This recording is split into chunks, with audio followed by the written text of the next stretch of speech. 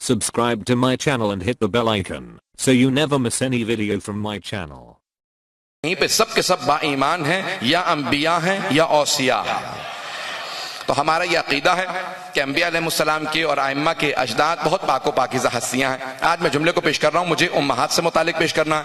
عزیزان گرامی, جو سب سے پاک ہستیاں تھیں, اللہ نے جناب ہاجرہ کا انتخاب کیا جناب سارہ کے مقابلے میں, کہ جناب ہاجرہ زیادہ پاک دامن تھی. اللہ نے کہا نہیں, اس سلسلہ شجرے کے اندر جناب حبیب خدا کے شجرے میں جناب ہاجرہ نے آنا, تو وہ زیادہ پاک دامن ہے, اس لیے ان کا انتخاب کیا.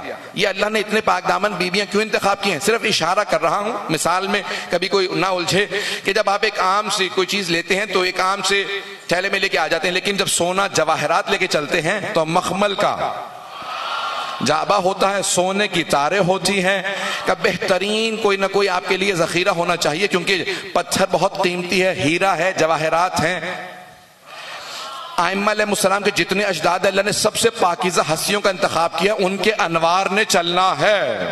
اگر جملے کو پیش کر پاؤں, ممبر کے احترام میں بہت زیادہ باریکیوں میں نہیں جا سکتا, جملے کو پیش کر رہا ہوں. جو سب سے پاک و پاکیزہ ہستی ہیں وہ اجداد ائمہ میں آئے ہیں. عزیزان گرامی, جو اللہ نے سب سے پاکیزہ مستورات تھے ان کا انتخاب کیا. اب کیسے ممکن ہے جناب خدیجہ, جنہوں نے جناب سیدہ کی ماں بننا ہے, بیوہ بھی ہوں, کسی اور کی زوجیت میں رہی ہوں, نہ کسی اور کی زوجیت میں رہی, نہ بیوہ ہیں, ممکن ہی نہیں ہے. اگر کبھی کوئی لکھے سمجھ لے بنو امیہ کا قلم بول رہا ہے, یہ ان کا پیسہ دیا ہوا, جنہوں نے پیسے دے کے سب کچھ لکھوایا. جناب خدیجہ کو کوئی رشتہ نہیں بھیجتا تھا کہ یہ اتنی پاک دامن ہے. تو میں اشارہ کرتے ہوئے آگے بڑھ رہا ہوں, یہ جتنا بھی آج بغض نکالا گیا جناب ابو طالب اور جناب خدیجہ سے, کیونکہ جناب ابو طالب جناب امیر کے والد اور جناب خدیجۃ الکبریٰ جناب زہرا سلام اللہ علیہا کی والدہ گرامی ہیں. ایک صلوات پڑھیں گے بی بی سیدہ سلام اللہ علیہ کے.